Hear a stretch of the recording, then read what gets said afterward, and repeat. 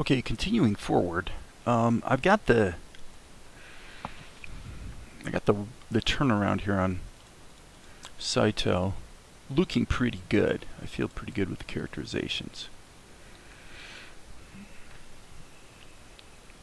Okay, so I'm glad we got that carved in stone, and this will be somewhat important. I want to be able to drag and drop heads into a scene and, you know, possibly tweak them a little bit. Like a good example of a tweak might be to go, if you wanted to do something tantamount to a twist operation. Let's see. I need to make sure I'm on the right layer, by the way. Okay, and then, you know, something like this. Obviously, you don't want to go too far, but he might raise his head up.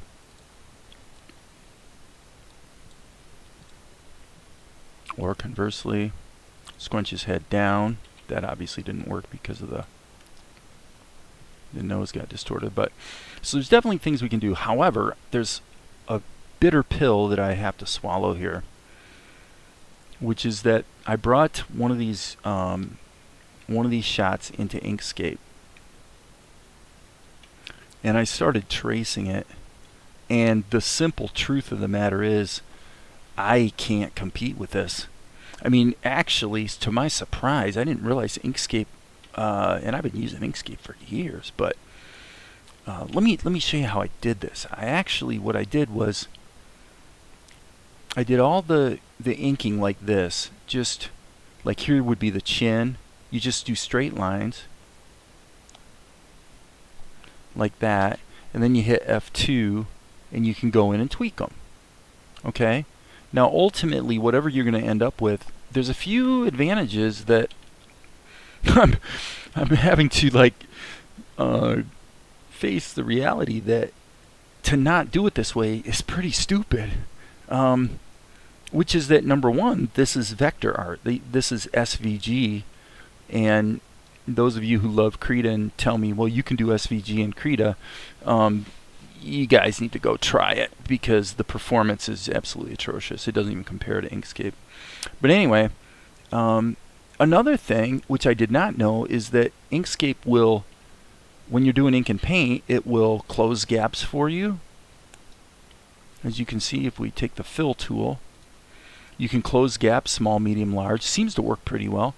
And it also can do the paint work on a separate layer from the ink, like so. So, clicky, clicky. Oops, I didn't mean to fill that with white. You silly goose. So, yeah, there's a little hand fix-up that has to be done, just like you'd have to with, say, the Blender grease pencil. But I have to say, at the end of the day, this is a pretty compelling value proposition, let's say. Now, how are we going to deal with this? Probably just kind of grab some nodes and move them around to cover up the gaps. But yeah, I mean, it's pretty straightforward.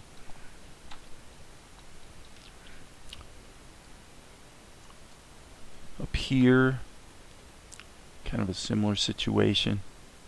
So now let's go here and let's finish up the eyes. Or in fact, let's do this. Let's go here, grab the eyedropper, and then go ahead and fill the ear. Okay, so that's done. Now what we'll do is we'll do the inside of the eyes the same way I did everything else, which is going to be kind of hard to see actually, but I don't know if I got a closed shape there. Let's find out. Yep, I did. Wow. Okay. Okay, so now we can just edit into shape. So like I said, it's pretty tough to beat. Okay, so now one thing I want to do is hit Shift and click white, because I really don't want the whites of the eyes to have an outline to them at all. Okay, so, and why are we doing this? We're doing this so that we can ultimately have a bit of art that we can drag and drop into any shot. And the other thing with Inkscape too is that when you export it, you can export it at any bitmap size or DPI resolution, which in a nutshell means you could just do a quick custom export of this pose at whatever resolution you happen to need for the shot at hand. Probably not that important, really, since you're going to be generally just you're going to export a high-res bitmap, and then you're going to just shrink it down is what you're going to do. So, sorry, I can't talk and think at the same time, as you guys are well aware. Okay, and so now what we need to do is let's just do a straight fill operation here. Okay, and then what we're going to do is sample. And there we go. Back to the fill tool. Okay. Not too bad. Let's go ahead and put his, I guess what we'll do is we'll draw a line here to just give us a border. And then fill this in. Well, okay, that's fine. Okay, I think it's fine. And then what we're going to do is da-da, da-da, yeah. Okay. So now the question becomes, what about the shadows? Golly, I'm really impressed with this. I mean, I like the fact that we can take this and we go Control-Shift-F, and over here on our stroke style, we can kick that up a little bit if we need to.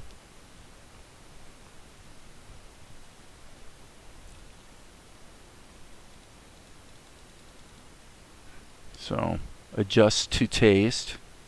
And of course, if you wanted to, you could actually start mixing up different ink colors, obviously. So I'm going to leave it at this, though, for the moment. In total, I think what we should do now is let's go ahead and put in a shadow layer. I don't know if you can lock the alpha. I don't think you can, but at the same time, it really shouldn't matter.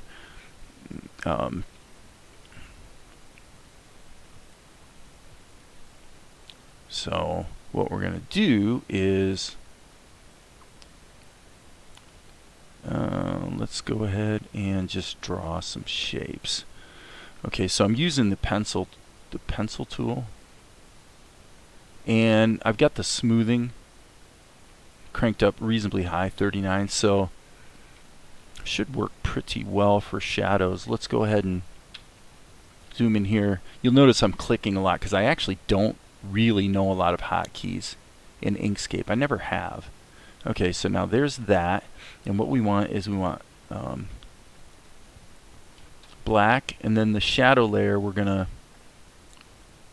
just dial it in the way we always dial in shadows. Let's just do it that way and see how it goes. So here, just do that. Yeah, I mean, that's not bad. And the thing is, you're going to probably want custom shadows on a per scene basis. So with that in mind, this is actually another advantage I'm seeing with Inkscape is what we can do is break this up into layers so that if we want to include the shadow, we can, and if not, we won't. So I would say that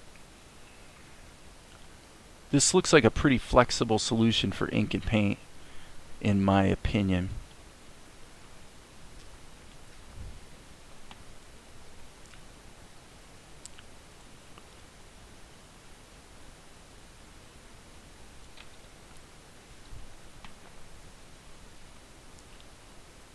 because our transparency is being handled at the layer level here, it doesn't matter. Actually, that's not really quite right. I actually want that to bleed over slightly onto the eye. So what I was trying to say is that the, oops, don't want that. And we can just stretch this like so. But yeah, so the opacity of these shadows are not building up on themselves because the opacity is not being handled at the object or stroke level. It's being handled at the layer level. Okay, so now do we want to put in something here?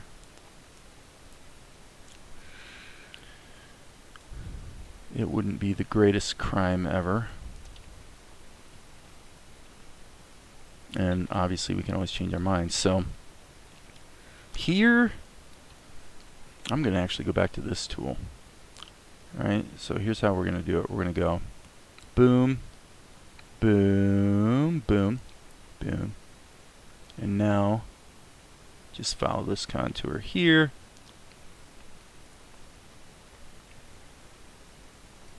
And hope it snapped. I don't know if it did, but yeah, looks like it did. Okay, so then we can go in and fine tune this. Let's go ahead and let's call this layer ink. So in terms of I don't know, clunk factor, I don't see this as being any more clunky than inking in Krita. Now obviously what you have is not an animated frame, but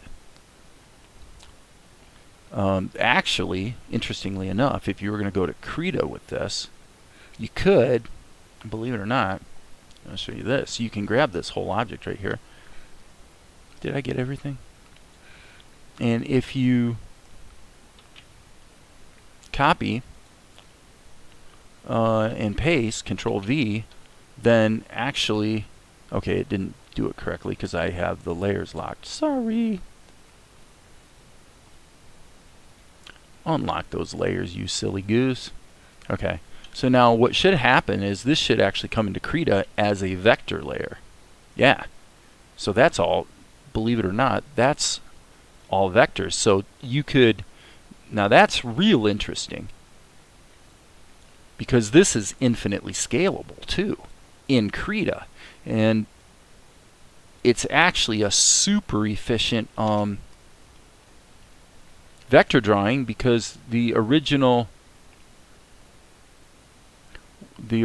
work I did on it was very economical. All these lines are, you know, these aren't just freewheeling curves with lots of nodes. They're simply straight lines that then had the Bezier handles edited.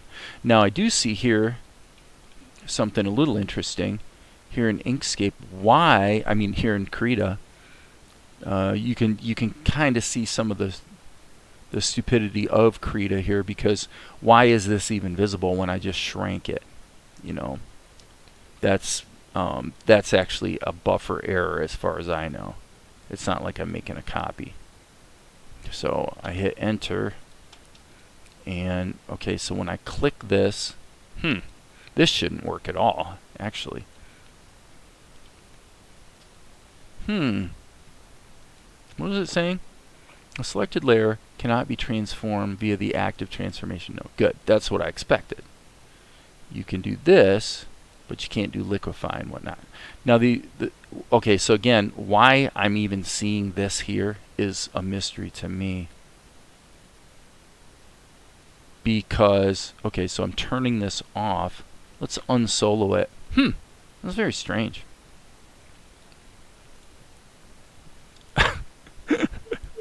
You explain it to me, people. When I click away, here we get the transformed version. When we click on it, we see both. Well, nobody ever said Krita wasn't buggy. But the thing I was commenting on is I noticed when I zoom in here, it actually does look like the lines are all being softened as if this were a bitmap copy, which is really kind of strange. So I'm seeing very much strange behavior. Okay, so now it keeps reappearing. Let's save our work. And Krita just blew up. Okay, well that explains a lot. Okay, well that's fine. Getting back to the idea of doing, animation in Blender, you're gonna, if you want to be able to distort your character the way you can with the Liquify tool, you're actually going to be able to do so in Blender with a lot less softening. The problem with these shots, and it's not a deal breaker by any stretch, but the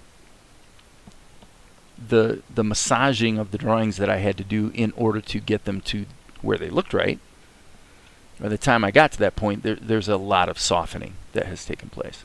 Okay, whereas with vectors, you're crisp and sharp all the time, which is not to say that you wouldn't want to do a post-production step where you deliberately blur it a little bit. You very well might. But I'm going to save this. But if I was going to use this now in Blender, what I think I would do is I would export the whole page. Alright, and I'm going to say, let's just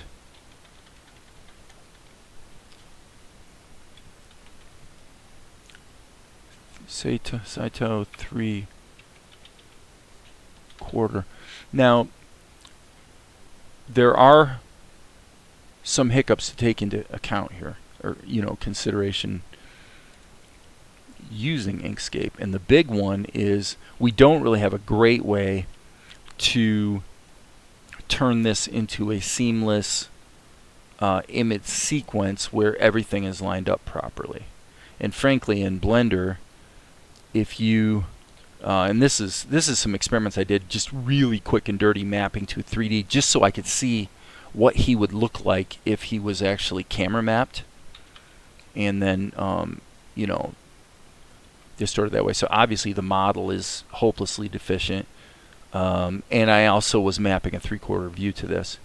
But it was an interesting exercise to just ask the question, okay, what if you took this guy and you actually mapped him onto low poly, game level geometry? My sense right now is that's not really the answer. And so let's just kind of go here for a minute and see what we can do. Let's import images as planes in Blender. L image characters Saito. So we should have Saito 3/4, and for simplicity, let's just make it shadeless. So the disadvantage, obviously, is that if we're creating bitmap images as a sequence in Krita, then obviously we have the ability to have it operate as a sequence. Working in Inkscape, we don't really have a good way to do that. Now, I'm a little weirded out by a couple things. First of all, why is that so fuzzy? Okay, it seems to have something to do with the interpolation. Probably when I've seen this sort of thing before in the past, my guess would be it's got to do with filtering on the like MIP mapping, which really isn't necessary for what we're doing. We kind of actually want MIP mapping to be off, so it's probably under image sampling. Do we want to use image sampling? That's strange. Let's turn off MIP map and see what happens. And let's turn off interpolation and see what happens. Let's turn the filter down all the way. Yeah, I have to confess, I've never seen this happen before. So let's go over here and take a look at this. Okay, I see the problem. Duh, it's my fault. My fault. Okay, so here's what we're going to do. Go back to Inkscape. It was my mistake because what I did was I had this ridiculously low resolution. So, and in a sense, that's kind of an advantage. You can operate at low res, which is going to reduce your memory footprint and all the rest. And then later, just come back here and let's go up here and say hey, reload the image. And look at that. Now that's pretty darn crisp. Okay, so now from a post-production, what am I saying? From an animation standpoint, let's just play with this for a moment. Let's go ahead and let's try it with bones, just for the living heck of it. So the idea is that we're saying we want to kind of do what you can do with the plastic tool, right?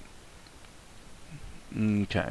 So now let's go here. Okay, that looks good. We'll go into object mode. Grab that.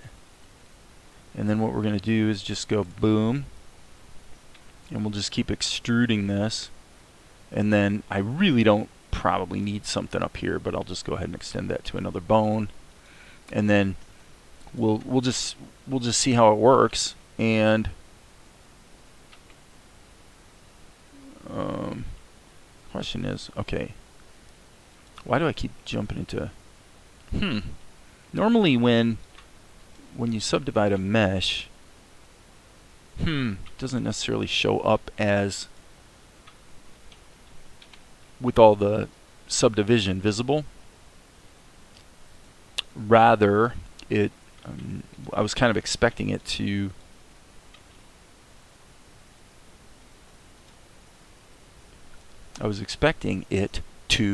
show the way it shows now, like an object. Okay, so really I want this bone, and I don't want my camera visible at this point. Let's just see what happens with the automatic weighting. Ha! That's pretty good.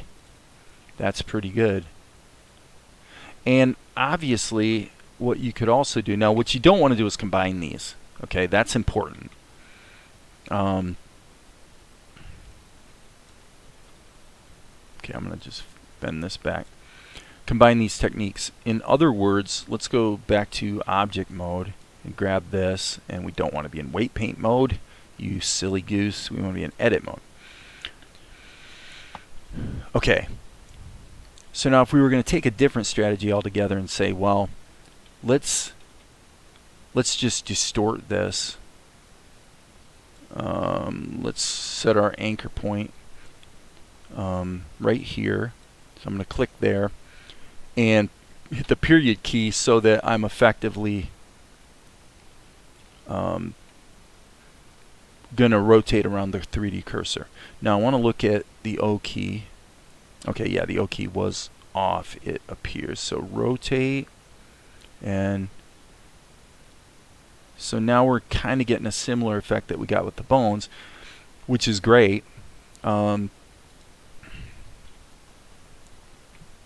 Let's play with this. Now there's two ways we could do this. When I said don't mix it, what I meant was this. If you do this and you're going to go ahead and go into pose mode and animate with the bones, actually strike what I was about to say. Let's try this. Let me grab this and let's go into pose mode. I think I'm wrong, but what I was trying to say is that when you are in edit mode with the mesh, you can no longer see the effects of the armature. But actually, I think that's not true. If there's a setting that we can set that will make it so it does show. I think by default it doesn't. Let's hit rotate and go back like this. Okay, let's just kind of see what we're getting here. Okay, so now I feel like I got pretty good control over this guy's head. Now, so I'm going to go here, and the armature should actually be presenting as a modifier. Yep, there it is. As a modifier of the mesh. And so what we should be able to do is click this button right here, which causes it to remain deformed even in pose mode. So now if I go in here, this could be interesting. I don't know if this is going to work or not. Just to be safe, what I was about to say is that we can pose with shape keys, which is absolutely legit, because if we use shape keys, we're going to create expressions that we can then turn off or on or dial in whenever we want. The other more straightforward way to do it would be to go to, let's see here, it'd be under animation, the Animal plugin. And if I was going to do it just quick and dirty, what I would do is I would animate the points. All right, so now I'm going to save this. Because think about this. You could, another thing you could do is, just like in my video a couple days ago, where you got an image sequence and you're actually animating the frame offset. So the way I'm doing this, you could actually combine that with that technique so that you can program a head turn, and you could actually map the head turn. I'm pretty sure. I'll have to check this and see if it would work, but I'm thinking you could put like a bone or an empty over here off to the side, and then set up a driver so that when you rotate the bone or the empty a certain amount, it goes ahead and increments the offset, so that you could have a dial in your 3D space. In essence, you're creating controls in the 3D space that would let you actually just switch between frames that are being shown at the moment. Now in this case, obviously we're only dealing with one frame. So let's try this with shape keys. The smart way to do shape keys is to go into object mode and go boom, boom, boom, boom, boom. Okay, create the shape keys in advance, and then what you're going to do is select them, each one, and dial in the expression that you want. Okay, so in this case, I'm going to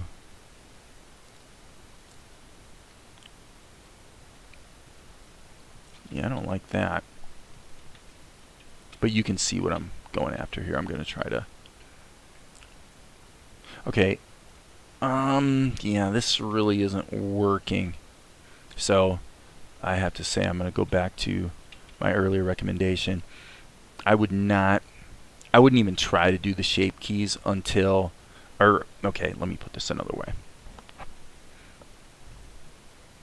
If you're either going to animate with deformations like I'm doing here with the shape keys, or you're going to animate with bones. If you're going to mix them, you want to think of it as you're going to dial in some expressions with shape keys with the basic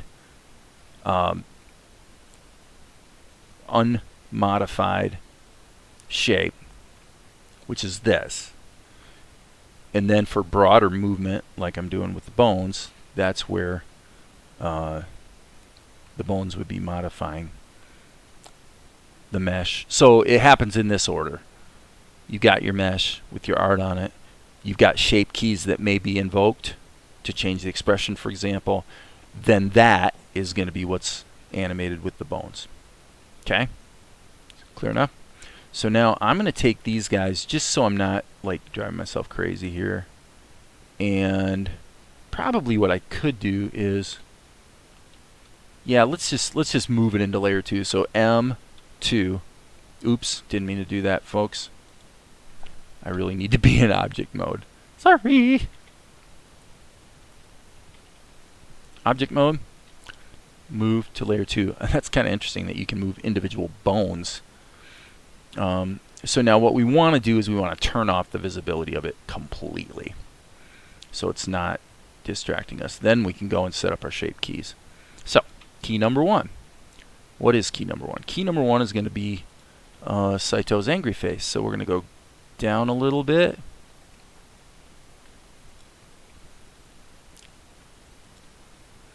And obviously what we have is an example here where this should be broken up into different layers, so that, and this is where it starts to become unwieldy. This is where we're actually at the point right now where the debate between a rigging based approach and a just draw it approach really comes to the fore, because as you can see, all of a sudden we got a situation where to change his expression we really need independent control of his eyebrows. And so now you're going to start to think in terms of, well, actually maybe the hair, the eyebrows, the mouth, even the eyeballs should all be on separate layers. And now your rigging based approach becomes as cumbersome as trying to stay on character. time and time again. So we may find that really the best approach is just taking a really high res, you've got ink and paint that's done in vectors, and so use that as a starting point. So at least when you go in to do some animation with your character, you know you're going to be on character. Now I'm going to take a little risk here and actually subdivide this a couple more times. All right, which might result in some wacky distortion, but we'll see. Okay, so now just to be, just to see if we're boogered up. No, it seems to be fine. Okay, so that's cool. So if I hit my tilde key, I can see everything because that shows all layers. Whereas if I turn off my tilde key, I hit the number 1, which is where it's at anyway by default, then I see just him. So here we go. We got that. Yeah, I mean, everything looks really good. This is where Blender kind of shines because, frankly, Blender does a really good job of handling extremely high resolution, high memory type situations without getting bogged down. So I'm just going to see if it's possible to modify his expression very gently. Right there we obviously introduced a glitch, and this is again where you know what, I'm going to subdivide this again twice just to see what happens. Just to see if it's going to bog down. Okay, it is starting to bog down. You can see it sort of being a little choppy. But by doing it this way, I've got a little bit more control, and yeah, that's getting kind of ugly there, folks. So what I'm going to do is I'm going to go, I think I can just go Control, and now I can drag them down, and yeah, definitely problematic. So that's not going to work. Look at the resolution of that thing. Holy smokes. See what happens when we play it back. Yeah, so obviously I went too far. I went a little too far. Yes, I did. And then, but hey, it is a subtle thing. Actually, what I'm going to do is I'm going to start hitting undo like a bazillion times and see how far I can go here. Okay, cool. Now I'm going to save it. Because, yeah, without a doubt, the other thing is, if you're going to do the animation in Blender, the other thing you might want to consider is why not just do a grease pencil layer, right? So you take this and just start drawing over top of your, of your art. So you could do that too. However, I'm not going to do that at the moment. So yeah, this key I'm going to delete because that is one ugly key. All right, we'll get rid of that. And now let's just try again. All we're going to do is we're just going to see if it's possible to do a modification here that looks the way we expect. So what I want to do is I want to scale it on the Z. Okay, that's not horrible. And then I'm going to go on the Z. Okay, so obviously we've got this distortion. That's what I wanted to address and find out. And of course, by the way, we could selectively subdivide this. We could just subdivide it just where we need more resolution. Obviously, that's a time-honored way of handling these sorts of problems. But that's not horrible. Okay, this is just an experiment here, folks, so don't crack on me too much. We'll size this one on the Z as well. And then we're going to go, again, G key on the Z.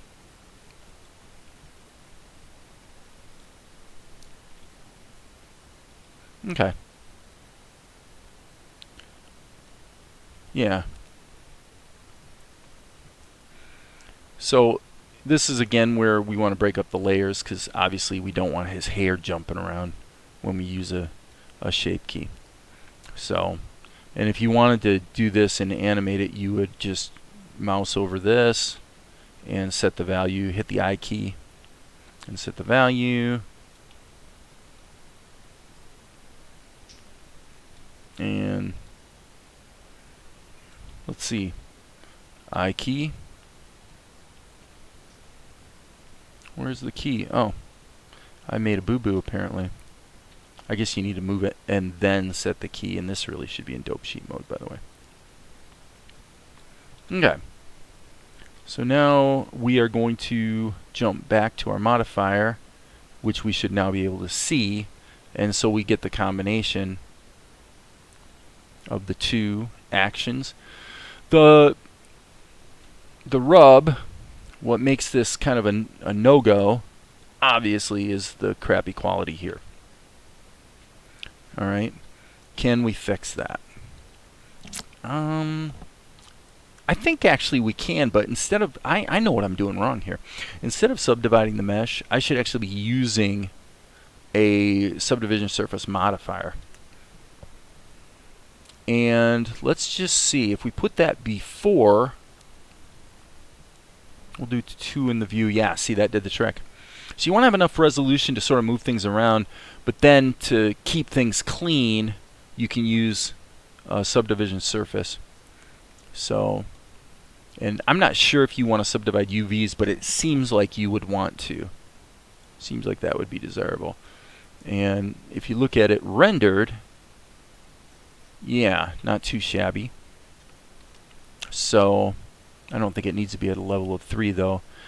So what I'm looking at now is, do we get any visual benefit based on the ordering? And it doesn't appear that we do. So with that, we should see a nice smooth transition. Look at that. Oh, that's good. If it wasn't for his hair jumping around, we'd be like, okay. But I don't think there's any doubt that we want to have his hair and his eyes on different layers. So we can turn this back on. Okay, so now just for fun, what we'll do is we'll give him a smirk, and then we'll call it good for now. And that's going to be, this key is going to be called frown, right? And this key is going to be called smirk. Alright, and the way we're going to do this is we're just going to go in and just start moving these points around, and probably turning the, yeah, we're going to turn the proportional editing down quite a bit. Let me see, let me pull out so I can see what I'm doing here. Hit the G key, and then we're, oh, I see. Okay, so I want to hit the comma. Yeah, right. Okay, so now we're just gonna just put this where we want it. And so now this is where it becomes somewhat cool-ish, because you're seeing where the low resolution mesh almost acts as a bunch of bones, which is super cool. And the subdivision surface allows it to work because of the extra subdivision. So now what I'm going to do is I'm going to move this downstream a little bit. We might as well turn these guys back on. Boom. Boom. Yeah, we want to see it in the render, of course. And we go like this. And now what we're going to do is we're going to dial in the smirk. Alright, smirk time. Here we go. And by the way, let's just start with a good basis here by hitting the I key here. So we've set a key at the beginning. That's kind of important. And now what we can do is crank up the smirk, and there it is. Okay. And I'm actually thinking the smirk would be a little quicker. Another thing we can do that would be helpful in this particular instance, let's do this, save our work just to be safe in case this actually screws something up. But what we could do here is we could get rid of a lot of this erroneous geometry. like so. And that may reduce the memory footprint somewhat. We will see here in a moment if that follows up our bone operation. I don't think it will, as long as we don't get into any of the bones that are actually modifying the mesh. So what we're going to do is delete the vertices. Okay, that did create a hole right there, but that's pretty easy to fix. Here's how we fix that. Let's go, unless something's changed in Blender land, what we would do is we would go F, and then we would subdivide that, and we go connect those two, hit F. Okay, why didn't it create a face? Is there something? What is that line right there? Is that in the background? I need to turn the grid off so we can't see that. Okay, so this is a face, so F key.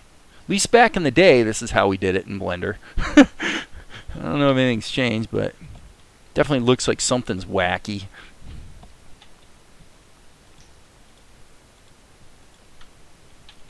Okay, that's pretty horrific.